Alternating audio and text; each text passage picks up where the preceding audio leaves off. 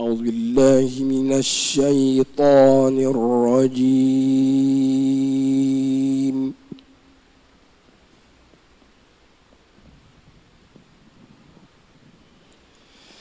بسم الله الرحمن الرحيم.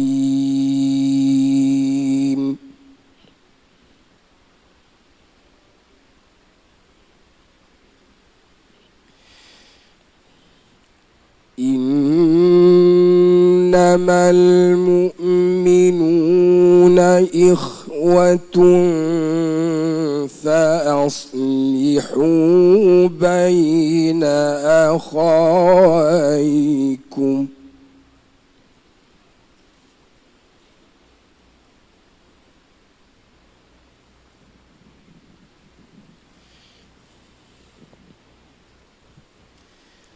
واتقوا الله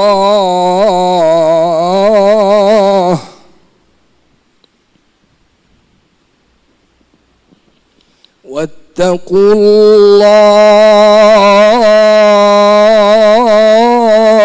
الله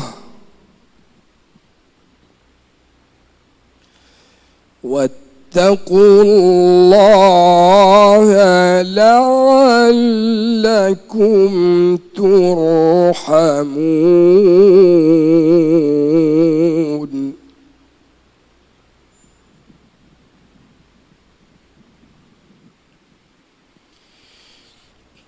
يا أيها الذين آمنوا لا يسخر قوم من قوم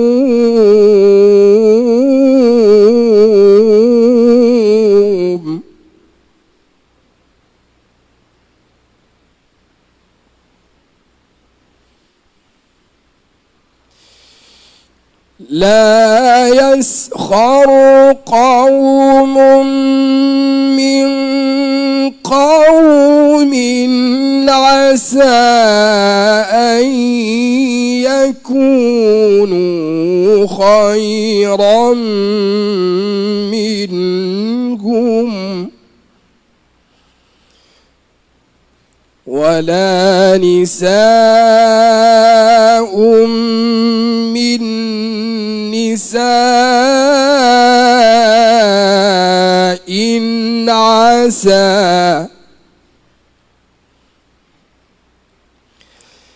عسى أن يكن خيرا منهن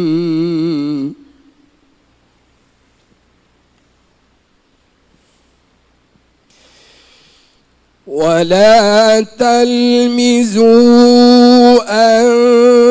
أنفسكم ولا تنابزوا بالألقاب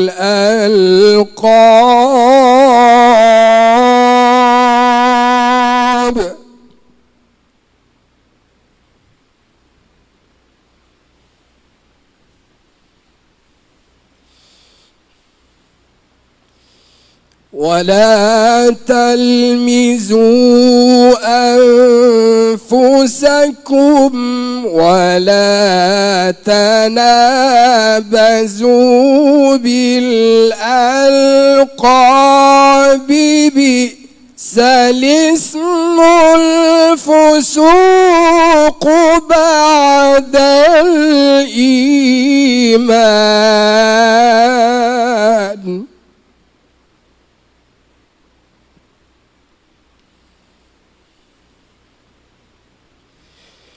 بئس الاسم الفسوق بعد الإيمان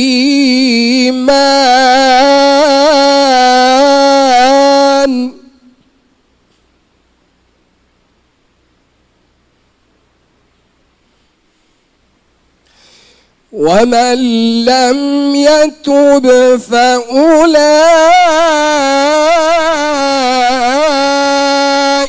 هم الظالمون.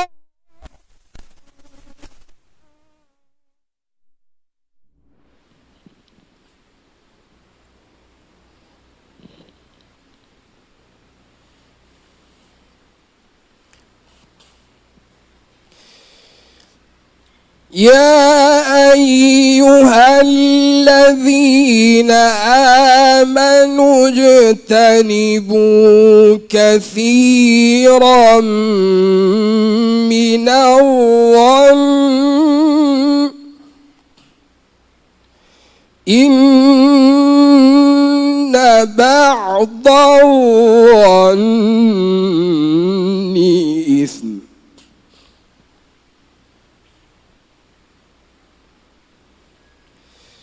ولا تجسسوا ولا يغتب بعضكم بعضا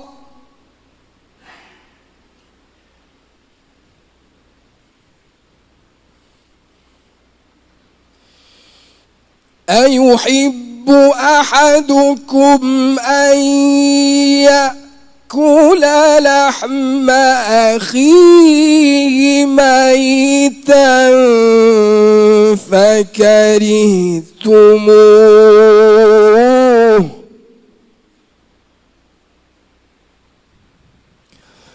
واتقوا الله إن الله تواب رحيم.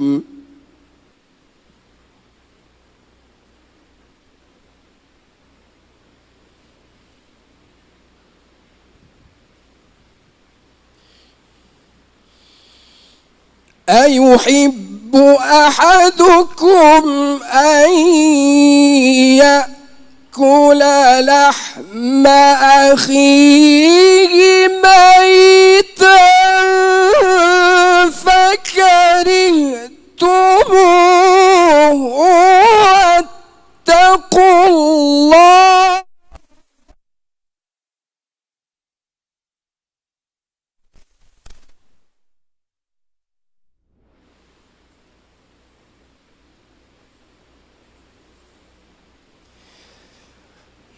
واتقوا الله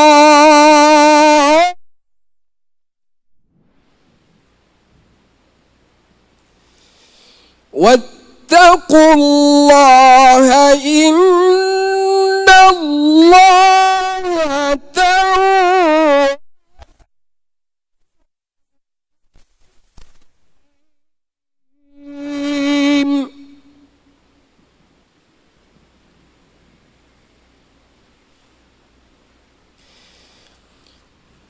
يا أيها الناس إنا خلقناكم من ذكر وأنثى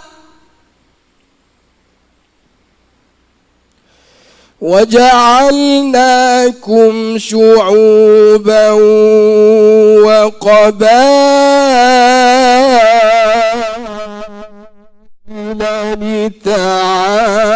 لتعارفوا إن أكرمكم عند الله أتقاكم إن الله عليم خبير. صدق الله العظيم.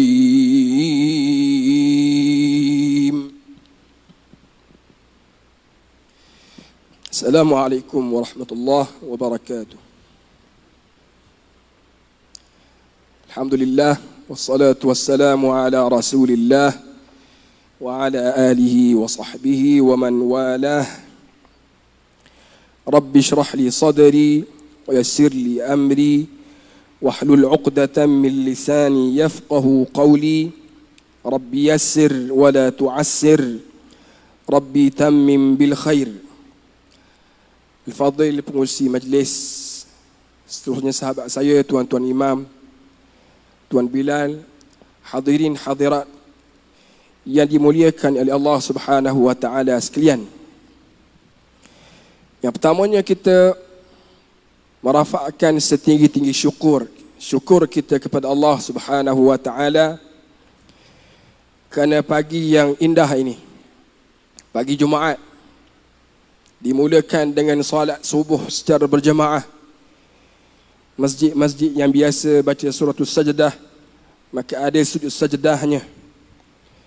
Kita bersyukur kerana Allah Subhanahu wa taala pilih kita untuk berada di dalam agama ini.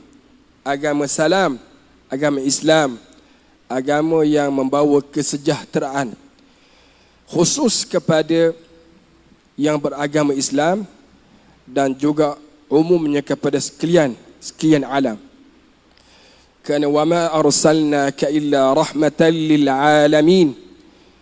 Tidaklah kami utuskan kamu wahai Muhammad membawa ajaran Islam ini melainkan memberi rahmat kepada sekalian alam.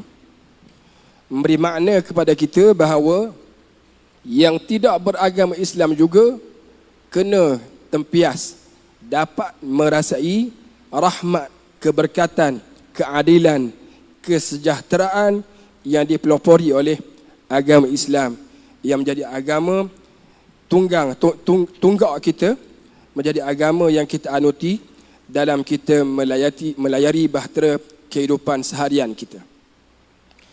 Alhamdulillah, pagi ini ada majlis seperti mana yang tuan-tuan dan puan-puan lalui.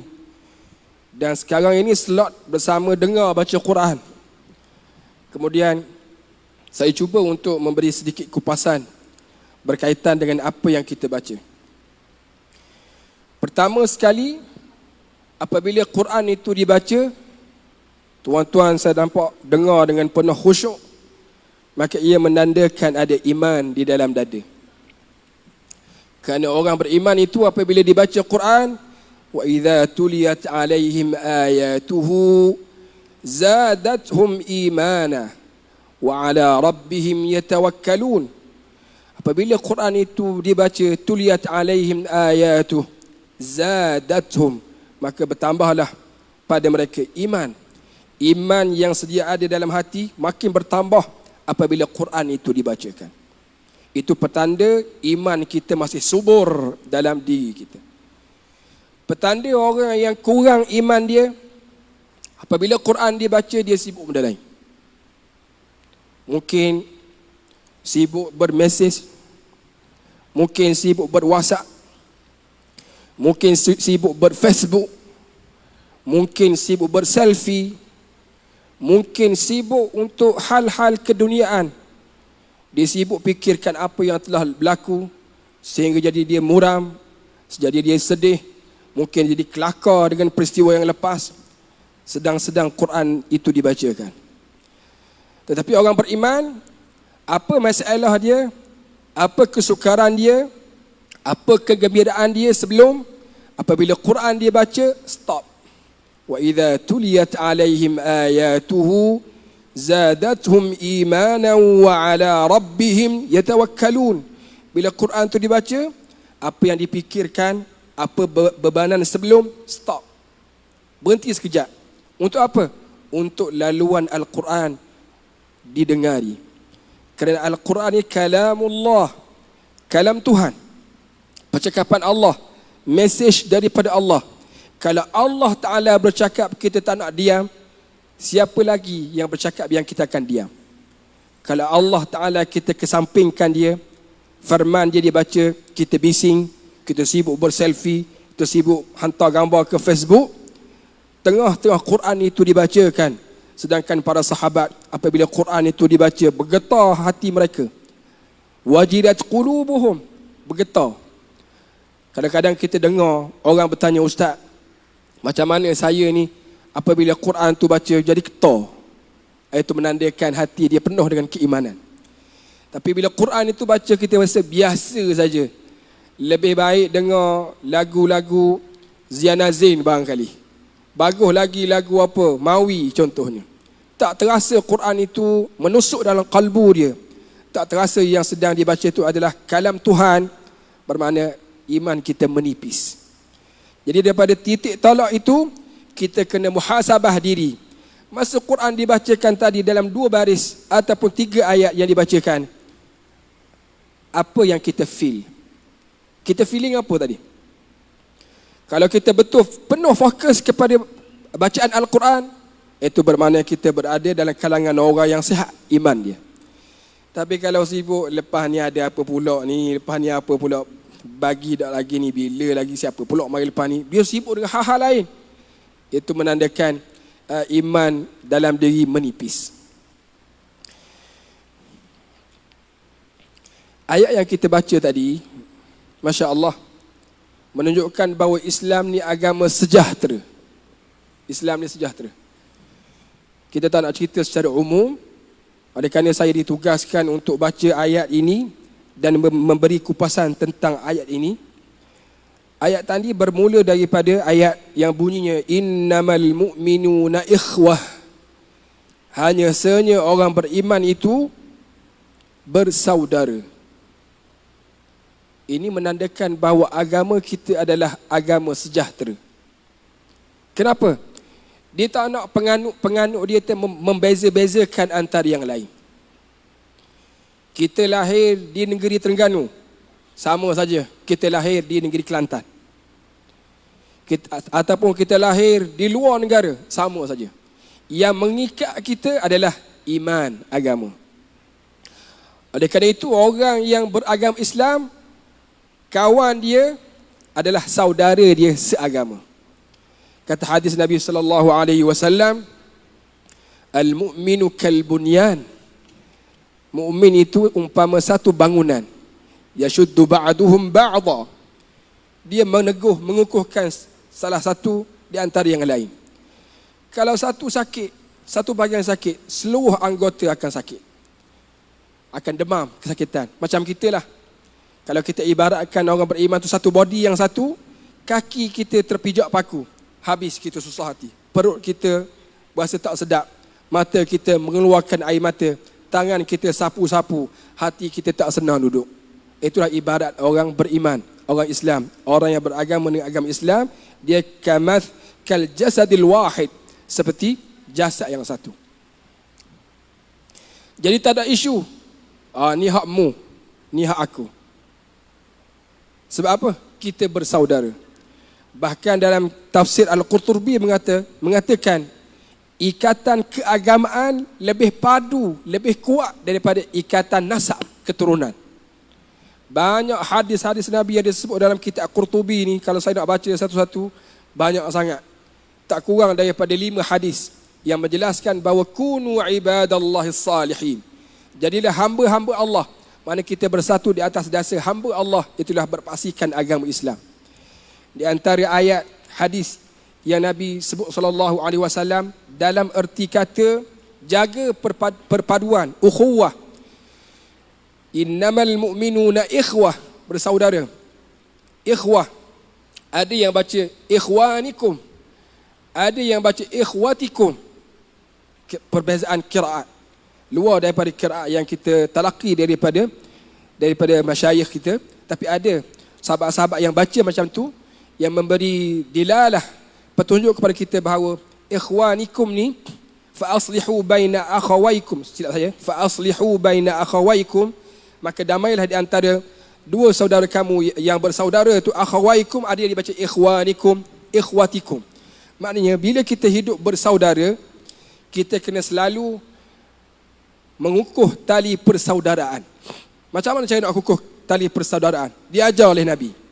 Kata Nabi yang pertama, la tahasadu, jangan badi deki.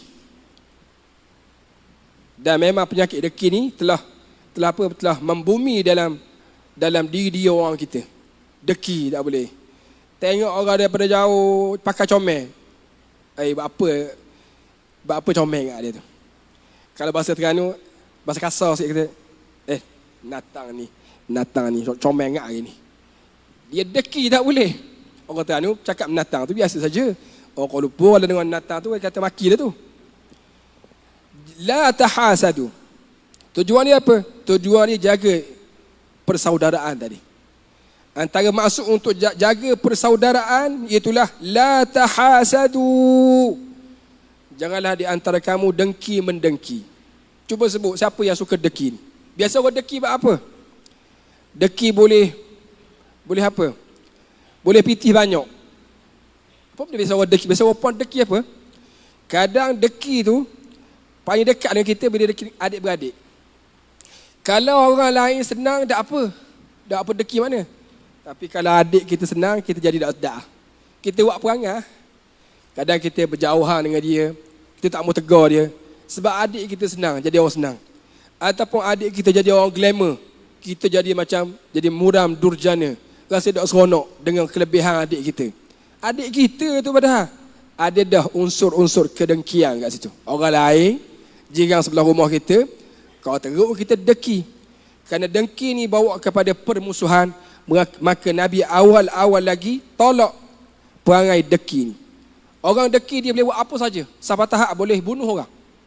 Dia deki orang tu sampai tahap boleh bunuh orang. Ada kala dia bunuh secara zahir, ada kalanya dia bunuh secara batin. Dia cari tukang-tukang sihir, tukang pintal benang, tukang cocok atas patung, macam-macam hal dia buat. Kes apa? Kes dengki. Maka agama Islam melarang perangai dengki yang boleh bawa pada permusuhan, boleh bawa kepada perpecahan dalam umat Islam itu sendiri secara khususnya. Yang pertama, jangan tahasadu. Yang kedua, wala tanajashu. Jangan pelawak mempelawak.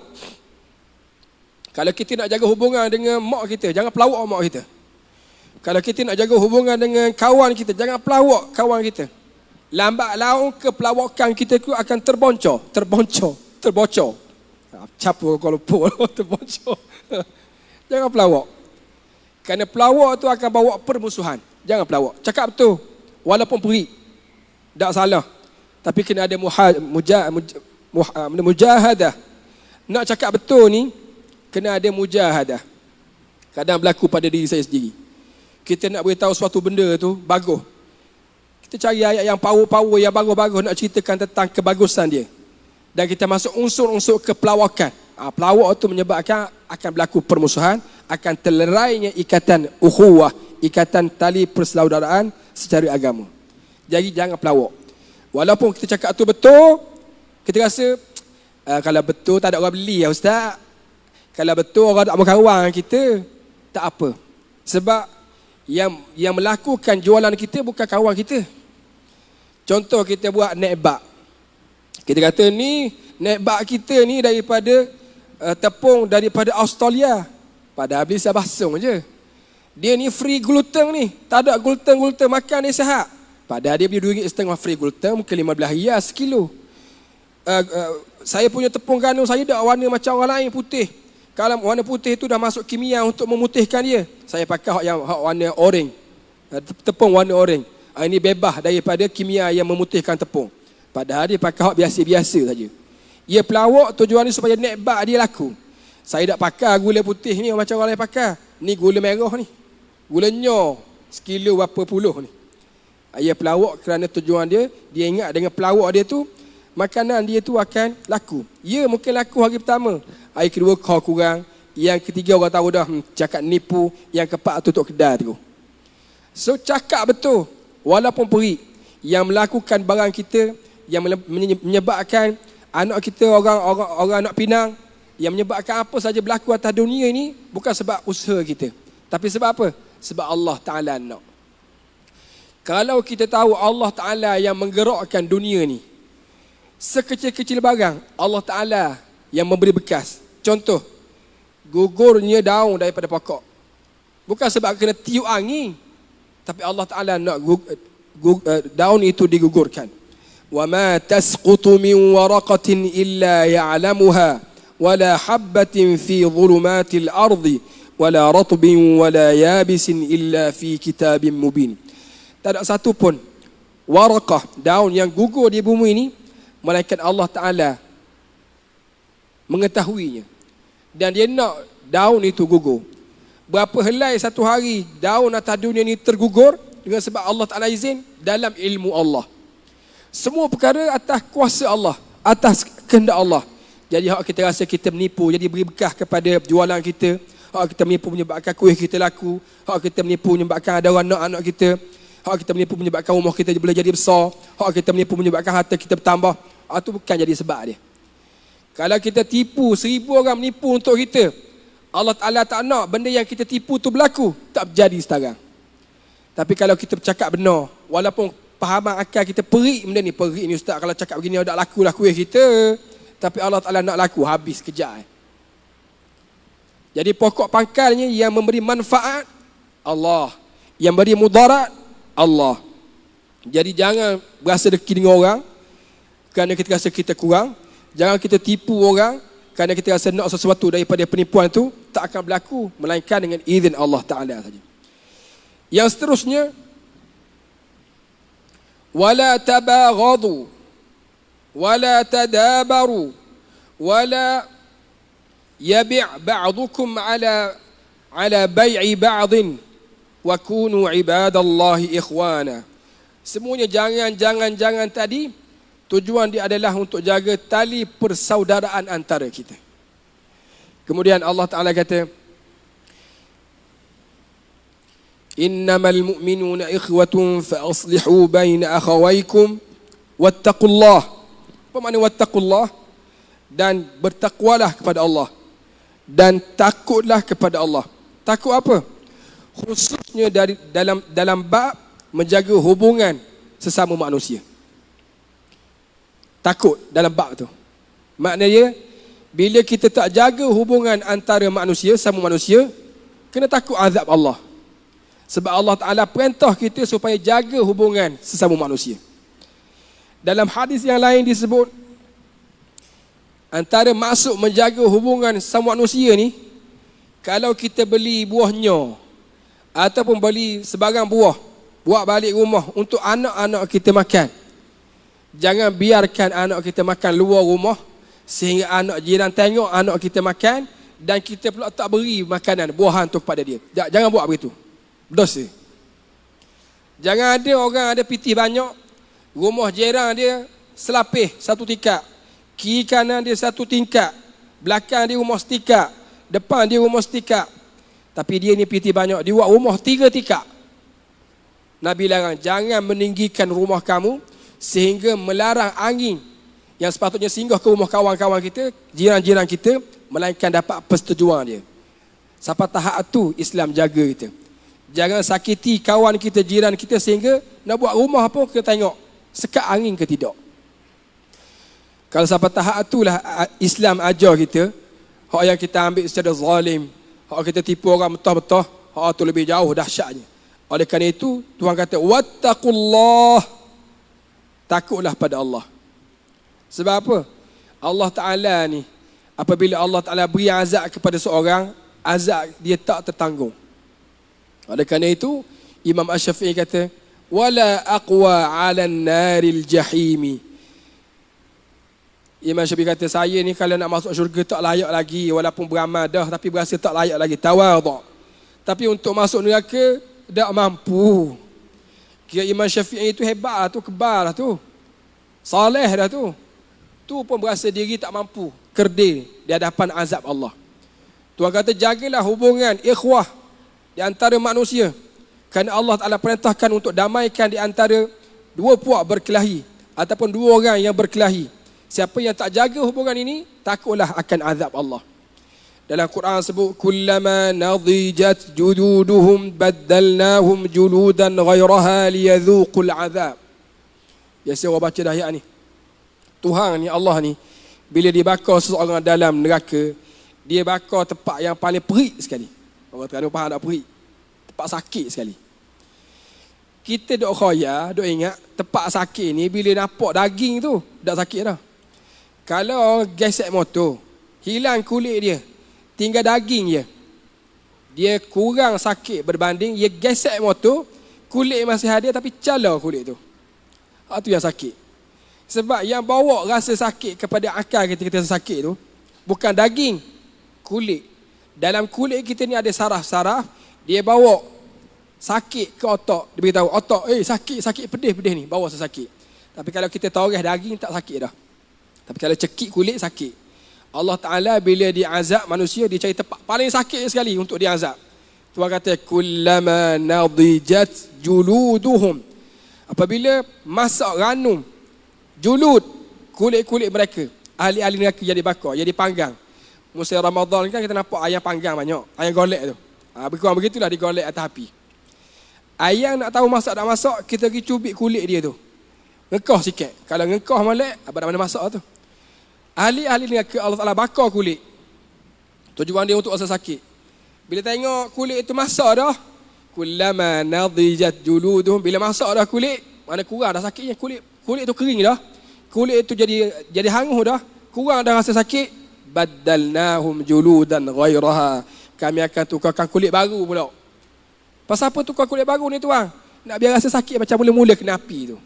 Itulah Allah Ta'ala. Apabila dia mengadili, dia mengazabkan ahli neraka, dia akan azab seazab-azabnya. Apabila dia mengadili dengan nikmat, dia akan beri nikmat melimpah ruah yang tak terbayang dalam kepala kita.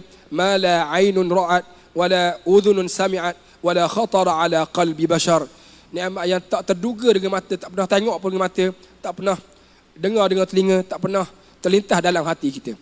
Jadi jaga, apabila Allah Ta'ala letak hak dia, kita kena patuh hak itu, supaya kita ni termasuk dalam golongan yang terlepas daripada hukuman Allah ataupun azab Allah. Itulah ayat pertama kita baca tadi. Yang kedua, saya tak perlu detail sangat, nampak ada orang sibuk dah, ada orang tidur dah tu. Yang keduanya, Tuhan nak kita ni bersatu dengan Allah Ta'ala. Kata, la yaskhar qaumun min qaumin. Jangan ejek satu kumpulan, jangan ejek kumpulan yang lain. Wak nyanji, mempersenda, wak main-main. Dia tengok awak pakai baju kuning belaka, baju tai kubah, dia kata, warna kuning. Mana ada tai kubah warna kuning? Warna kuning tai apa? Warna kuning tak ada warna kuning tai tak. Dia kata macam-macam lah. You ngejek. La yaskhar qaumun. Sebab apa Tuhan larang ejek? Sebab dia akan bawa perpecahan. Semua larangan tadi kita sebutkan dia bawa kepada perpaduan. Jaga hubungan silaturahim. Sama ada antara keluarga ataupun luar daripada keluarga yang terkait dengan pertalian darah. Maknanya yang lebih besar daripada itu, pertalian agama, kerana kita disatukan oleh agama, asasnya adalah daripada Adam dan Hawa. Maknanya daripada keturunan yang sama juga. Oleh kerana itu jangan mengejek-ngejek. Wala nisa'um min nisa'in. Tadi. Wala nisa'um min nisa'in. Jangan satu kumpulan perempuan mengejek kumpulan yang lain. Jangan. Sebab apa Tuhan sebut dua kali? Tadi wala qaumun la yaskhar qaumun min qaumin. Jangan satu kumpulan lelaki, kumpulan kaum itu sebenarnya telah masuk dalam tu perempuan. Tapi Allah Ta'ala datangkan lagi sekali la yaskhar tadi, wala nisa'um min nisa'in. Tuhan kata pula secara khusus, dan jangan mencela ataupun mengejek sebahagian wanita akan sebahagian yang lain. Sebab apa Tuhan sebut dua kali ni? Antara ulama sebut, dia kata sebab apa sebut kaum wanita secara khusus? Kerana selalu yang mempersendakan orang ni, yang terlibat dalam episod mempersendakan orang ni biasanya orang puang. Jadi dia sebut pula situ khusus untuk orang puang. Jadi mana kita orang puang kena hati-hati. Jangan mudah kita nak buat nganjing ke orang. Istihza. Jangan kita nak buat, kita nak mengaitkan orang, merendah-rendahkan orang. Ayat ini turun dengan beberapa asbab. Antaranya ada juga berlaku di kalangan isteri-isteri Nabi. Seorang isteri Nabi, dia ni tubuh dia rendah pada orang lain sikit. Bahasanya pendek. Jadi hak yang tinggi-tinggi ni kata, mu tengok tu, dia tu ketok. Pendek kata. Katik tak? Katik. Bila ada macam tu maka turun ayat ini. Ada beberapa asbab nuzul dia. Antaranya Ikrimah bin Abu Jahal. Ikrimah ni masuk Islam, anak Abu Jahal. Abu Jahal ni paling hebat lah. Masa kekafiran dia tu hebat lah, tentang Nabi. Memang dia kafir tu pun. Jadi bila Ikrimah mari Madinah, orang kata, mu tengok tu, tu anak kepada Fir'aun bagi umat ini. Ibnu Fir'aun li hadhihi al-ummah. Bila Ikrimah pindah ke Madinah, dia kata, mari dah, anak Fir'aun. Fir'aun bagi umat Muhammad ni. Tak ada orang lain lah dia. Bila dengar kata-kata itu sampai kepada Nabi, turun ayat ni. La yaskhar qaumun min qaumin. Kita banyak dalam hidupan kita ni baik kata orang. Ayat mana tu? Ayat jangan kita mempersendakan orang, memperlekehkan orang. Wala tanabazu bil alqab. Wala talmizu anfusakum. Jangan kamu cela sebahagian daripada kamu. Kita ni oleh kerana diibaratkan satu rumpun, maknanya terikat dengan tali persaudaraan, diibaratkan oleh Allah Ta'ala seperti satu jasad. Oleh kerana itu ayat Quran, wala talmizu anfusakum. Jangan kamu mencela diri kamu sendiri. Apa makna cela diri kamu sendiri? Adakah kita pergi cela kita sendiri? Hei aku, mu ni doktor bahasa. Tak ada orang buat gitu. Ada tak? Tak ada. Yang dimaksudkan jangan kamu mencela diri kamu sendiri. Maksudnya adalah apabila kita cela orang, bermaksud kita cela diri. Sebab apa gitu Ustaz? Sebab orang tu macam kita juga. Sebab kita terikat dengan hubungan keagamaan. So bila kita cela orang, bermakna kita cela diri sendiri. So jangan cela orang, kita akan terselamat daripada cela diri. Yang pertama. Yang pertama apa, yang keberapa dah tu? Seterusnya, wala tanabazu bil alqab. Sedetail itu agama ni ajar kita. Jangan gelar dengan gelaran-gelaran yang tak bagus, yang tuang dia tak suka. Kalau tuang dia suka, gelar lagi lah. Contoh dia ni comel, kita gelar dia, hey comel. Oh dia suka sangat, gelar lagi lah. Dia suka. Maksud jangan kita gelar ni, jangan gelar gelaran yang tidak sedap dia dengar pada zahir dia, dan tuan dia pula tak suka. Kalau sedap dia dengar, tuan dia tak suka, tak boleh juga. Dia tu uduh, orang panggil dia comel, dia tak suka lah. Kita ingat kita panggil comel, dia suka, dah boleh juga. Sebab dia tengok atas tuan tu. Tuan tu tak selesa sebab dia tahu diri, koda diri dia tu tak apa comel mana. Kita panggil comel macam nganjing ke dia. Oh jangan panggil. So dalam bab gelar ni baik tinggal, kecuali benda tu molek dan tuan dia suka. Tengok dalam di antara kita, ada orang dia panggil apa? Hei kambing. Dia panggil kambing. Hidung luah. Pendek. Macam-macam dia panggil. Zaman Nabi panggil berat lagi. Dia panggil apa? Anak Fir'aun. Panggil. Yahudi dia panggil. Munafik. Sebab dulu munafik. Masuk Islam tak ada munafik. Dulu memang Yahudi sungguh. Bila masuk Islam tak Yahudi dah. Tapi dia sakit hati. Bila sakit hati dia nak suruh orang tu sakit hati macam dia sakit hati, dia gelar orang tu dengan panggilan yang jahat, yang teruk. Sehingga dia panggil ya kafir. Wahai kafir. Dia gelar orang begitu. Bila gelar begitu, Allah Ta'ala larang lalu. Wala tanabazu bil alqab. Jangan gelar dengan lakak-lakak yang tak bagus dia dengar. Ataupun kalau dia bagus pun, tuan dia tak suka. Jangan gelar. Bi'salismul fusuqu ba'dal iman. Seburuk-buruk gelaran ni, gelaran tadi lah. Fusuq, fasik, kafir, munafik. Kaki maksiat. Ada boleh kata gitu. Walaupun dia tu buat maksiat, jangan panggil dia kaki maksiat. Ataupun kita kenal dia, ada cerita, mak dia ada cerita sebelum tu. Pada zaman jahiliah tu makna kaki zina. Kita panggil, anak zina. Tak boleh panggil gitu. Haram hukum dia. Sehingga Tuhan kata, wa man lam yatub. Siapa yang tak bertaubat daripada buat kerja panggil buruk-buruk kepada orang tadi. Walaupun benda tu benar. Walaupun dia sungguh anak zina. Walaupun dia sungguh ayah dia tu Fir'aun. Tak boleh sebab dia orang Islam. Bila masuk Islam tak boleh kita panggil dengan gelaran-gelaran yang menyakitkan hati dia.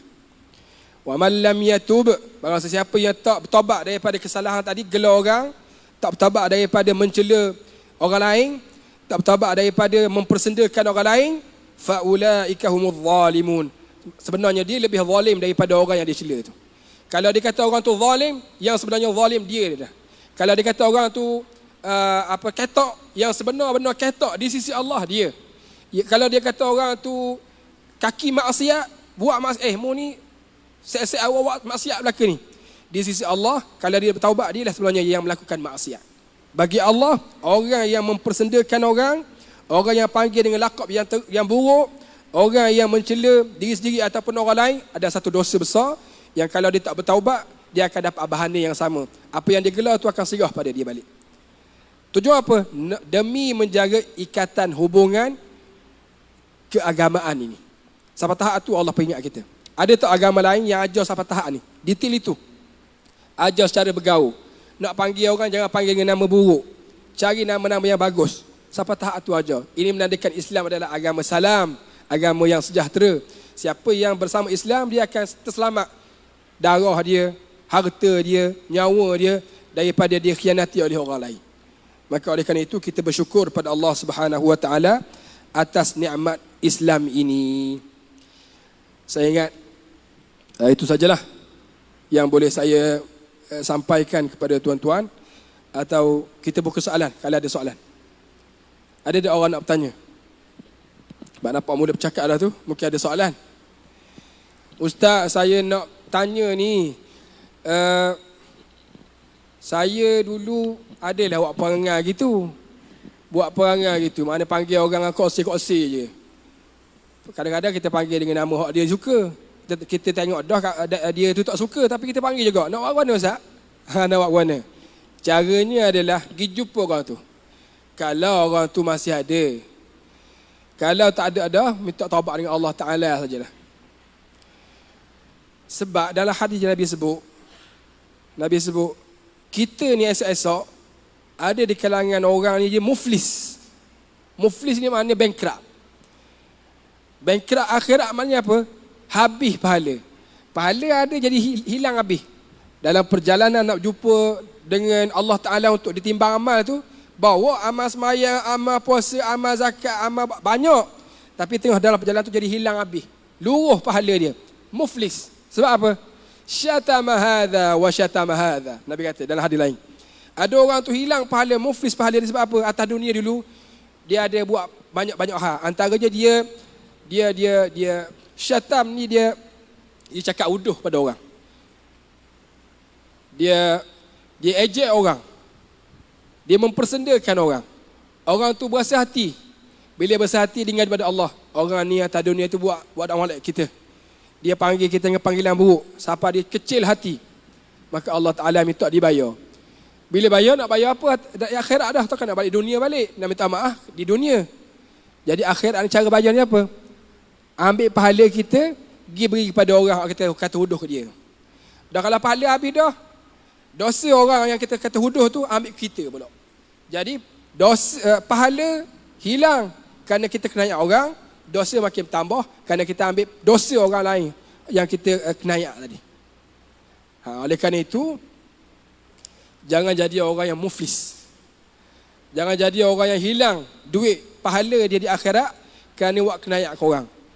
Sekecil apa? Sekecil kita panggil kata-kata yang buruk. Kita panggil tadilah, kita panggil semek tu okey tadi. Bahasa kita Terengganu ni macam mana? Katakanlah dia ni tempang. Kita panggil dia panggil tempang kita panggil. Bahasa Terengganu panggil apa? Tempang. Orang tak ada kaki sebelah panggil apa? Cacak. Cacak. Panggil kita tak boleh lah panggil cacak. Kita panggil benda Ustaz. Kalau orang tak ada kaki ni, orang Terengganu dia ada bahasa-bahasa dia. Kalau pendek dia panggil katik tau. Ketok. Pandailah ayat dia. Kalau gemuk dia panggil apa? Dia panggil sehat. Sehat, mek sehat. Tak apa sakit lagi tu. Dia ada ayat-ayat dia hak tajam masuk telinga. Itu semua tu akan diminta oleh tuan dia. Jadi kalau kita ada buat lagu tu, macam mana? Kita pergi jumpa tuan dia. Minta maaf lah. Dulu makcik ada panggil dia dengan perkataan yang tak bagus. Minta maaf lah. Begitu. Bila kita minta maaf tu urusan dia. Dia nak maaf tak maaf dah tu cerita lain. Tapi kita kena sungguh minta maaf. Kalau dia maaf lagi kita buat baik dengan dia. Sehinggalah dia terbuka hati untuk maaf kita. InsyaAllah Allah Ta'ala akan bantu. Bila kita buat baik, Allah ada belakang kita, akan bantu kita. Bila kita minta maaf, itu bukan kita buat buruk tu, kita buat baik. So bila buat baik, Allah Ta'ala bersama kita. Innallaha ma'al muhsinin.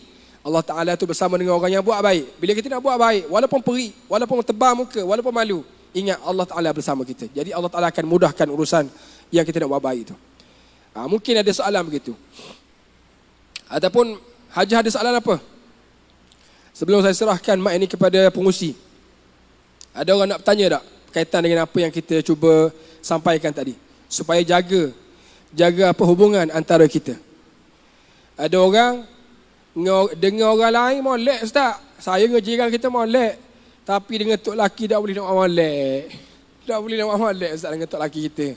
Tengok muka tok laki je nak carut lalu. Nak carut Tengok muka tok laki nak maki lalu. Ada orang begitu. Dengar orang lain cakap molek je. Kalau kawan nama Yah, mana Yah gini. Okey je. Tapi nampak tok laki, dia panggil bahasa kesak lalu. Kalau dia panggil tok laki pun mungkin panggil hey gitu je. Jadi nak marah lalu, tahulah. Mungkin ada sebab-sebab dia lah. Sebab lama dah hidup bersama ni. Nak buat macam mana? Itu adalah medan pahala kita. Ataupun kita ada isteri yang bila tengok muka dia, kita rasa nak marah dia. Itu adalah medan untuk kita dapat pahala. Sebab apa? Semua benda yang kita rasa atas dunia ni, itu adalah cara yang Allah Ta'ala create untuk kita, supaya kita buat pahala daripada masalah tu. Kalau tak ada masalah, payah dapat pahala. Orang kena pergi perang, pahala cara perang, banyak pahala dia. Macam kita ginilah, kita pergi kutip hasil daripada tanaman kita. Ada orang dia kutip hasil banyak penuh, mungkin 5 guni, 6 guni. Sebab dia bersusah dulu. Cara penjagaan padi dia lain, orang lagi tabur, tinggal terus. Dia buat susah pada orang lain. Makin dia bersusah, makin dia akan dapat hasil banyak. Begitu juga, bila keadaan hidup kita susah, kita jangan layang susah tu. Tapi kita fikir macam mana kita nak handle kesusahan tu. Sebab susah tu dia bukan mari dengan sengaja. Tak. Dia mari dengan Allah Ta'ala atur untuk kita. Bila ada susah, situlah tepat dia untuk kita dapat kesenangan. Kalau tak ada susah, susah nak dapat senang. Inna ma'al usri yusra. Sesungguhnya bersama dengan susah itu, ada tenang dia. Ada senang dia. Linabluwakum ayyukum ahsanu amala alladhi khalaqal mauta. Tuhan ciptakan hidup ni. Al-mauta, mati. Kita tengok orang mati, mati dah dia. Tuhan buat mati. Bukan dia mati kerana kecil manis. Bukan dia mati kerana dia nak makan ubat. Tuhan nak dia mati. Alladhi khalaqal mauta. Tuhan ciptakan kematian. Wal hayah. Allah Ta'ala ciptakan kehidupan. Tengok kita hidup lah ni. Boleh minum air. Boleh buka kotak. Boleh sumbah setengah dalam kotak. Kita hidup maknanya. Adakah kita hidup dengan sengaja? Sebab mak salah beranak kita. Dah. Allah Ta'ala yang plan supaya kita dilahirkan. Tuhan cipta kematian. Tuhan cipta kehidupan. Tujuan apa? Alladhi khalaqal mauta wal hayata liyabluwakum ayyukum ahsanu amala. Dengan kematian, dengan kehidupan tu, Tuhan nak uji kita. Mana hak molek beramal? Terutama sekali beramal dengan hak hidup tu. Mana yang jadikan kehidupan dia adalah amalan untuk akhirat? Mana yang jadikan kematian orang ataupun kematian diri itu adalah untuk dia dapat pahala yang besar di sisi Allah? Siapa buat begitu? Kalau dia buat begitu, maka dia di sisi Allah paling mulia. Inna akramakum indallahi atqakum. Kalau kita boleh handle masalah, jadikan dia pahala, duit, dia convert kepada pahala kepada kita, maka kita akan jadi orang selamat, maka kita akan jadi orang yang paling mulia di sisi Allah. Yang tak bagus ni biar dia masalah, Allah mari pula dah kakah ni. Pula dah duduk main ngeluh gitu je. Jalan untuk menyelesaikan masalah dak fikir. Lak gitu je. Kemudian kita jadi marah, kita jadi berang, kita maki orang, kita katok orang, kita bermusuh dengan orang sebab masalah tadi. Hak tu tak dapat apa, yang dapatnya dapat dosa saja. Macam mana kita nak jadi kaya di akhirat? Kita banyak cari dana di dunia untuk convert ke akhirat. Apa-apa isu di dunia ni, kita ada suami yang garang, tak apa. Ini saham saya untuk saya dapat pahala banyak daripada suami yang garang. Kita ada anak yang banyak, orang lain 2 orang je anak Ustaz. Kita sampai 14 anak, tak apa. Biasa saja. Layanlah anak tu. Jadilah anak-anak itu sumber pahala kita untuk kita ke akhirat. Kita tak ada anak pun tak apa juga. Redha pada Allah Ta'ala. Kita ada masa yang banyak. Orang lain 14 anak. Mana ada masa nak berzikir? Tak berzikir subhanallah, atau nangis. Zikir Allahu Akbar, atau nangis. 14 orang anak, kembar belaka. Kita tak ada anak, tak ada apa-apa. Sebab ada masa banyak, boleh kita zikir banyak-banyak pada Allah Ta'ala, convert jadi pahala untuk kita. Sebab, cuba tengok perempuan. Sebab apa tuan-tuan mari hari ni? Sebab kita nak hidup. Apabila ada orang kata kita ni, orang nak beri makanan pada kita, kita perlukan makanan, kita mari. Sebab kita nak makanan tu. Untuk apa makanan tu? Untuk kita makan, untuk kita hidup. Saya tanya tuan-tuan, kita makan tak dalam kubur ni? Makan tak dalam kubur? Ya, tak makan seperti mana kita makan beras, makan nasi atas dunia. Tapi kita makan secara makanan dalam kubur. Seperti mana dalam perut kita makan. Adakah kita makan nasi? Tak makan nasi. Kita makan daripada zat-zat yang mak kita makan, dia salur kepada kita. Makan jugalah. Bermakna hidup dalam perut makan. Hidup atas dunia makan. Hidup dalam kubur makan. Hidup selepas kubur makan juga. Kita nak makan apa kalau kita tak ada dana? Tak ada dana. Tak ada orang nak bagi makanan kita. Yang boleh bagi kita kenyang, yang boleh kita tak lapar, yang menyebabkan kubur kita lapang, yang menyebabkan kubur kita cerah. Dana-dana yang kita kutip daripada amal soleh yang kita buat di dunia. Mudah-mudahan perkongsian yang tak berapa teratur ni memberi manfaat kepada diri saya sendiri, kerana telinga yang paling dekat dengan mulut yang bercakap hari ni adalah telinga saya, satu jekar je. Jekar je. Jekar. Jadi saya tujukan tazkirah ataupun pengajaran pagi ni untuk saya sendiri, kerana dekat dengan mulut yang bercakap ni telinga saya, seterusnya kepada tuan-tuan dan puan-puan sekalian. Mudah-mudahan ada manfaatnya. Aqulu qawli hadza wa astaghfirullahal azim li wa lakum. Wassalamu alaikum warahmatullahi wabarakatuh.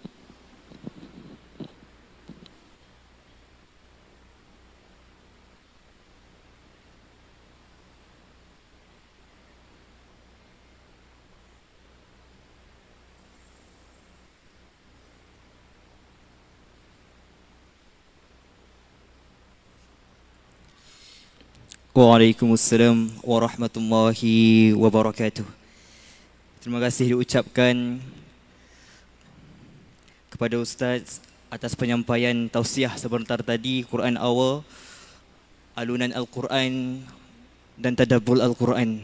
Jazakallahu khairan jazak. Dan diminta juga selepas ini kita akan berada di luar untuk pelancaran Suk Ed Syadim bersama-sama dengan pegawai di luar sana. Jadi diminta untuk tunggu sebentar.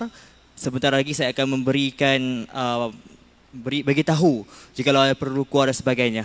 Jadi diminta untuk tunggu sebentar untuk saya bagi arahan seterusnya. Terima kasih. Assalamualaikum warahmatullahi wabarakatuh.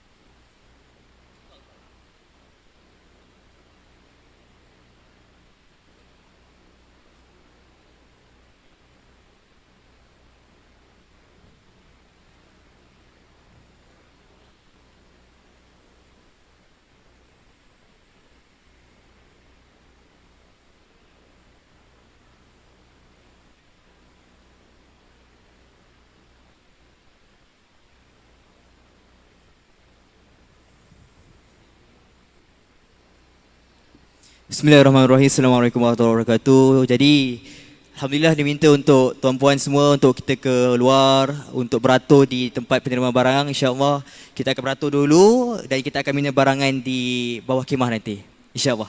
Terima kasih. Jazakallahu khairan jazak.